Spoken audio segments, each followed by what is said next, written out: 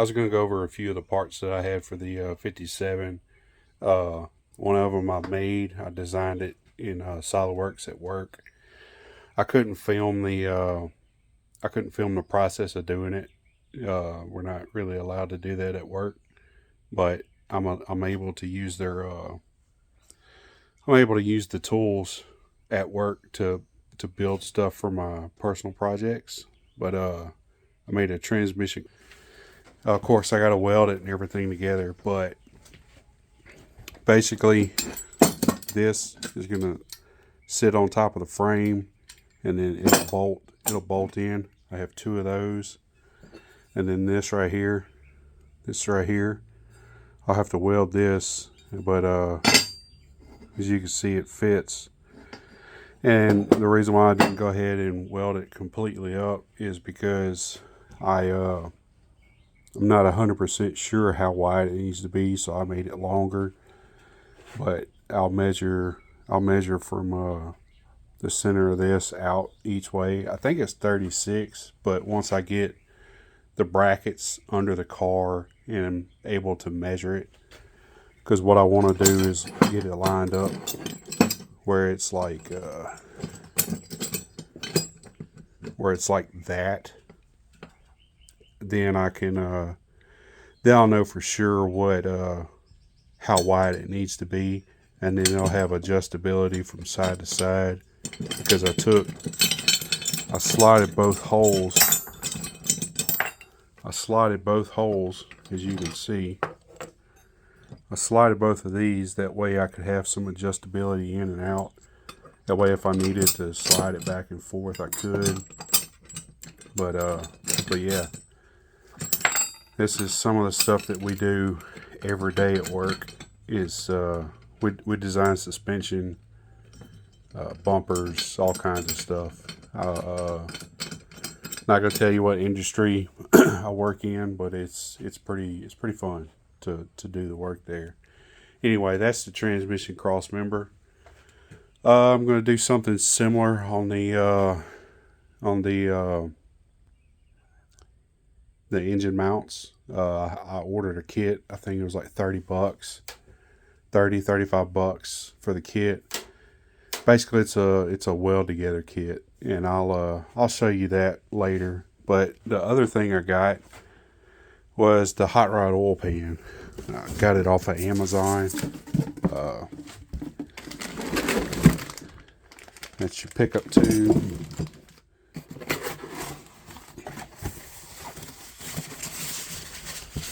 I don't know. I'm trying to do this on a very limited budget, but comes with all your oil pan bolts, your block off and everything. Of course, I have the 5.3 LS out of a '05 Chevy pickup, or Chevy Avalanche pickup, and yeah,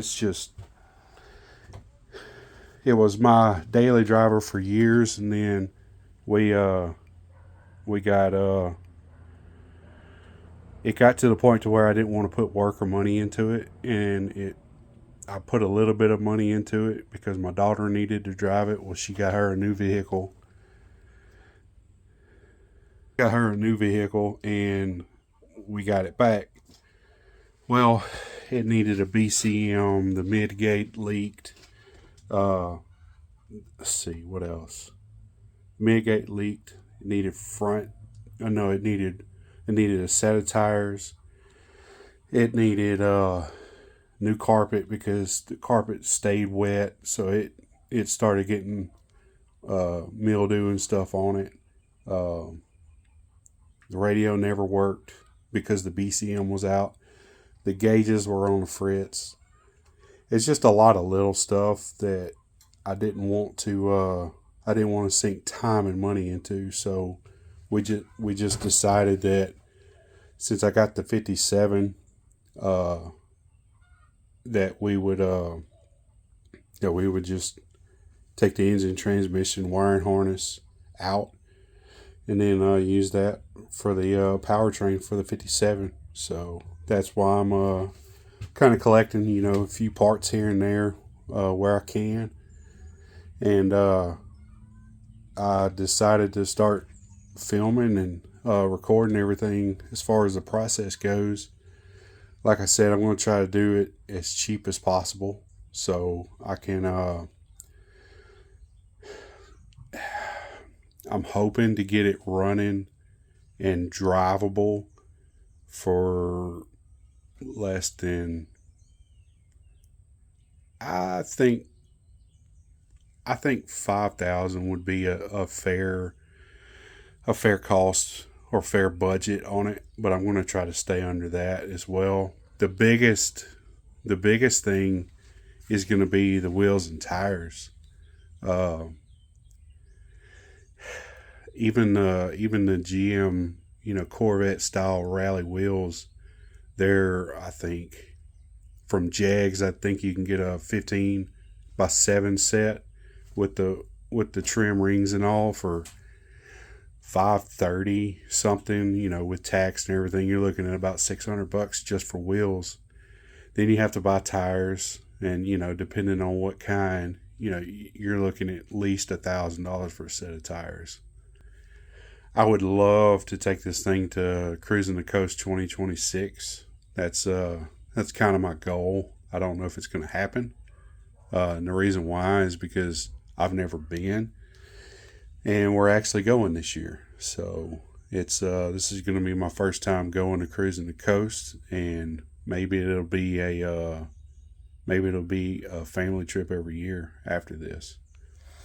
But I really want to see this. I want to see this car built and drivable, and I want my boys to enjoy it. I want my wife to enjoy it, and my daughter. If she gets time, I want her to enjoy it. It's a family deal. So that's kind of why I'm building this. And I don't have a shop. I don't have a lift. It's all going to be either my gravel driveway or in my where I park my Tahoe every day, out in the driveway. And we'll see. Where the car is right now, I should be able to do some work to it there, but not any. I have to leave it to where I can move the car, so it won't be. It'll be like if I go up there Saturday and get it tore down and do stuff to it, I need to be able to put it back together. That way I can move it out and keep working on it, weekend after weekend. My goal is to get the engine and transmission up there, get the car pulled around to where I can put it in the shop. So I need wheels and tires just to throw on it to roll it around, and then the ones I actually want to put on it, I would like to get those at a later date. That way they're not just sitting around collecting dust. But anyway, welcome to the channel. This is Power Hot Rods, and thank you for watching.